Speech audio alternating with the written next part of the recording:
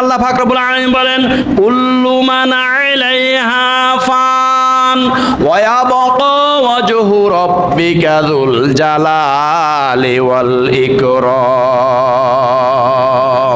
সূরা রহমান আয়াত 26 আল্লাহ রাব্বুল আলামিন বলেন কুল্লু মান আলাইহা ফান। ইসরাফিল আলাইহিস সালাতু ওয়াস সালামের বাঁশি ফুৎকারের সাথে সাথে সব ধ্বংস হয়ে যাবে, একদম কিছুই থাকবে না, সব কিছু লয় ক্ষয় হয়ে যাবে। যে মানে তুলা ধুনার মতো সমস্ত কিছু ধ্বংস হয়ে যাবে, একদম সব লয় ক্ষয় হয়ে যাবে। যে কুল্লু মান আলাইহা ফান ওয়া ইয়াবকা ওয়াজহু রাব্বিকা যুল জালালি ওয়াল ইকরাম, একমাত্র শুধুমাত্র কেবলমাত্র আল্লাহর অস্তিত্ব ছাড়া আর সব ধ্বংস হয়ে যাবে। হযরতে আজরাইল আলাইহিস সালাতু ওয়াস সালামকে আল্লাহ পাক রব্বুল আলামিন ওই বাঁশি ফুৎকারের পরে জিজ্ঞাসা করবেন, হে মালাকুল মউত আর কে কে আছে বলো। তখন আজরাইল আলাইহিস সালাতু ওয়াস সালাম বলবেন যে আল্লাহ আরশ বহনকারী ফেরেশতারা আছে। আল্লাহ পাক সাথে সাথে বলবেন তাদেরকে মরতে হবে, সাথে সাথে আরশ বহনকারী ফেরেশতাদের মৃত্যু হয়ে যাবে। এরপর আল্লাহ পাক আবার জিজ্ঞাসা করবেন আর কে আছে। তখন আজরাইল আলাইহিস সালাতু ওয়াস সালাম বলবেন জিবরিল আলাইহিস সালাম আছে, মিকাইল আলাইহিস সালাম আছে এবং হযরত ইসরাফিল আলাইহিস সালাতু ওয়াস সালাম আছে।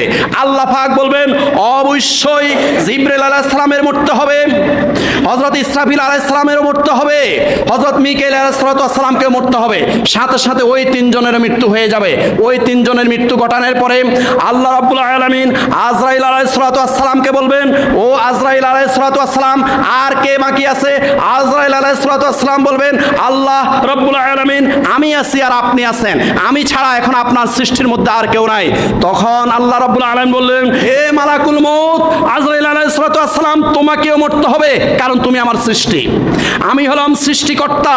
কুল্লু মান আলাইহা ফান ওয়া ইয়াবকা ওয়াজহু রাব্বিকা যুল জালালি ওয়াল ইকরাম, আমার অস্তিত্ব ছাড়া আমার কোনো সৃষ্টি থাকবে না, সবাইকে মরতে হবে, অতএব তোমাকে মরতে হবে। তখন মালাকুল মউত আজরাইল আলাইহিস সালাতু ওয়াস সালাম বাম হাতটা যখন ওর ভিতরে ঢুকিয়ে দেবে, ঢুকিয়ে যখন রুহুটা নিতে যাবে, এমন সময় এত বেশি কষ্ট পাবে, এত বেশি কষ্ট পাবে, এত বেশি যন্ত্রণা পাবে। আজরাইল আলাইহিস সালাতু ওয়াস সালাম ওই সময় একটা চিৎকার দিবে, হাদিস শরীফে এসেছে ওই চিৎকারের সময় যদি আল্লাহর এই দুনিয়ার মধ্যে কোনো প্রাণী থাকতো, কোনো মানুষ থাকতো, সবগুলো প্রাণী ওই চিৎকারের সাথে সাথে মারা যাইতো। আল্লাহু আকবার। আজরাইল আলাইহিস সালাতু ওয়াস সালামের নিজেরও মৃত্যু হয়ে যাবে, এরপরে আর কেউ থাকবে না। কুল্লু মান আলাইহা ফান ওয়া ইয়াবকা ওয়াজহু রাব্বিকা যুল জালালি ওয়াল ইকরাম, একমাত্র আল্লাহর অস্তিত্ব ছাড়া সবাইকে মৃত্যুর স্বাদ গ্রহণ করতে হবে। কুল্লু নাফসিন যায়িকাতুল